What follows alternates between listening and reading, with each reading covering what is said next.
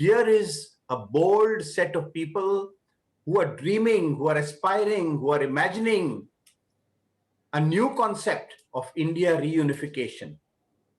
So first of all, my heartiest congratulations to all of you, and my special appreciation for Justice Kajju Saab's leadership for this initiative.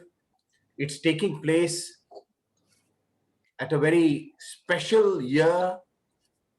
2021 is the beginning of the 75th anniversary of India's independence, also Pakistan's independence. And just a few days ago, Bangladesh celebrated the 50th anniversary of its independence. So we are discussing the idea of India reunification in a year that's truly a milestone year. Friends, I have a certain association with this concept. I'm not yet thought of reunification, but I have been advocating India, Pakistan, Bangladesh confederation. I have written a book on this subject, why India, Pakistan and Bangladesh should form a confederation. That may be a one step towards reunification, eventual reunification, but I'm very happy to be spending this afternoon virtually, though, with like-minded people. Friends, I am joining you from Kolkata, and Bengal is the place. Bengal is that unfortunate place which has suffered 3 partitions in the last 100 years. The first partition in 1905, when Lord Curzon was the Viceroy. Although that partition was reversed subsequently, in 1947, Bengal was partitioned again. It became, one part of it became East Pakistan. 1971, East Pakistan separated itself, liberated itself from Pakistan and became Bangladesh.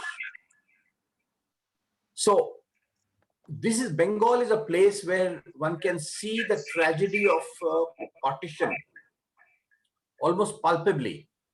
Friends, just a few days ago, I happened to go to the Murshidabad district, which borders Bangladesh. I saw the barbed wire fence between India and Bangladesh, and it pained me to see that one Bengal where the culture is the same, language is the same, customs are almost the same. There are Hindus on this side, Hindus on that side, Muslims on this side, Muslims on that side. And yet we have erected 4,000 kilometers of a fence. What for? Isn't it a blot on our civilization? That's the thought, that's the painful thought that came to me. Just a little later, I happened to go to this place called Plassey. I'm sure all of us know Plassey. The War of Plassey, the Battle of Plassey in 1757 started it all, when Robert Clive, who represented the East India Company, defeated the army of Indian people and established the hegemony of the East India Company, subsequently the British Raj.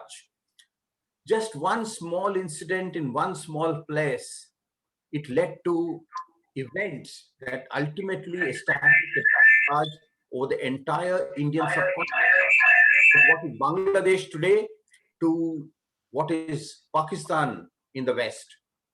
So the journey from 1757 to 1857 to 1947 to 1971 and now 2021, it's a saga of so many tragedies. Although our people have fought heroically, Hindus and Muslims together, yet we could not stop the partition of our sacred land, first in 1947 and subsequently, as far as Bengal is concerned, it got again partitioned, and both 47 and 1971, there were very bloody partitions.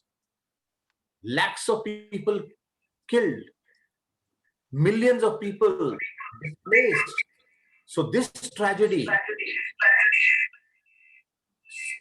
when we celebrate the 75th anniversary of our independence, whether in India or Pakistan, or when Bangladesh celebrates the 50th anniversary of its own independence, it's not celebration. It has to be an occasion for introspection and how we can once again come together. Friends, I have a feeling, and Justice Kaju Saab himself said very rightly, that it's not going to happen anytime soon. It's going to be a long drawn struggle, and all the like-minded people have to come together in India, Pakistan, Bangladesh, and strive unitedly to make it happen patiently. In my view, partition cannot be undone immediately, but at least the negative effects of partition can be undone, and they must be. How can we do so? Now, I have a few ideas to present before you for your consideration. The first is that, be it India, Pakistan, or Bangladesh, the politics of majoritarianism must be combated, must be countered, must be defeated.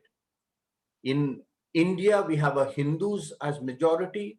In Pakistan and Bangladesh, Muslims are a majority, but there are minorities in all three countries. And if we truly are loyal to our civilization, our culture, our spiritual heritage, then whether some people are majority or minority, all are equal.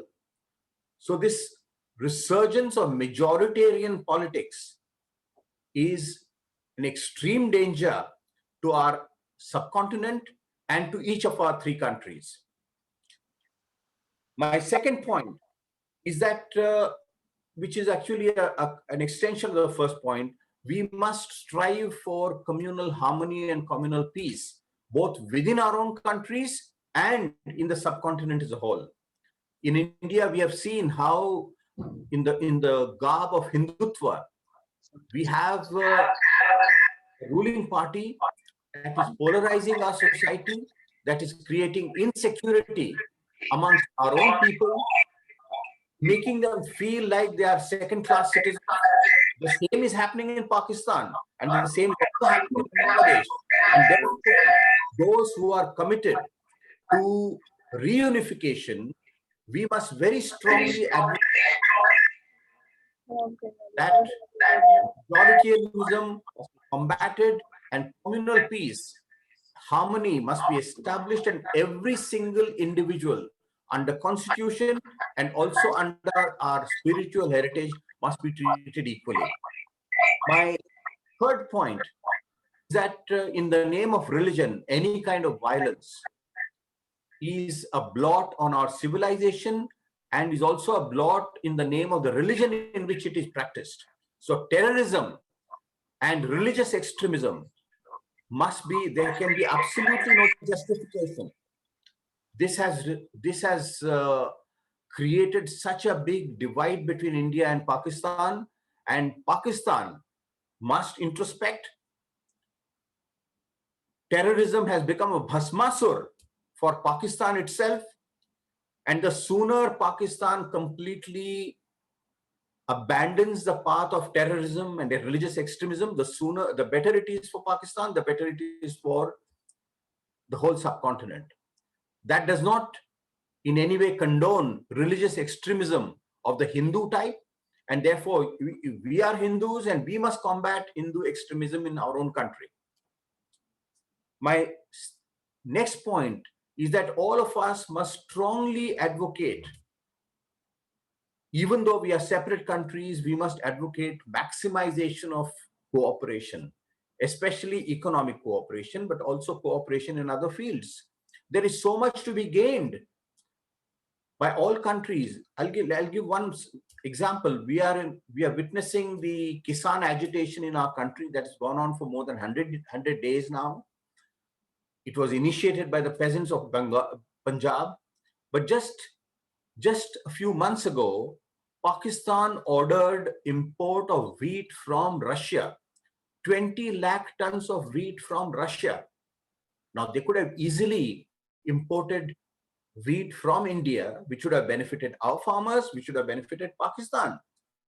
There are so many other ways in which we can have economic cooperation that benefits each other. You know, I'm in Bengal, and the trade between India and Bengal is a minuscule $10 billion. Whereas, just to give a comparison, China-Bangladesh trade is $20 billion, and China-Vietnam trade is $100 billion. Who is suffering? Who is suffering from poverty and unemployment? It is our people. So cooperation, economic cooperation must be advocated very strongly. My last point is people-to-people contacts, people-to-people conversations, people-to-people advocacy and struggle. And here, young people have a special role to play, and which is why all the young people in this association, they deserve our compliments, they deserve our kudos. And therefore, I end my remarks, friends, by heartily congratulating all of you. I would only say that we should take this message forward to political parties in India, Bangladesh, and Pakistan. We should strongly advocate more and more political dialogue. There is very little political dialogue between the politicians of India, Pakistan, and Bangladesh. It's as if we have left it all to diplomats and to the Prime Minister who don't want to talk. And if they want to talk, they have their own timeline and agenda and so on. So, friends, my heartiest congratulations to you. You are doing this is a great initiative. And Justice Kajju Saab, my pranam to you for initiating this idea, and may it succeed. May God bless you all. Thank you. Jai Hind, Jai Jagat.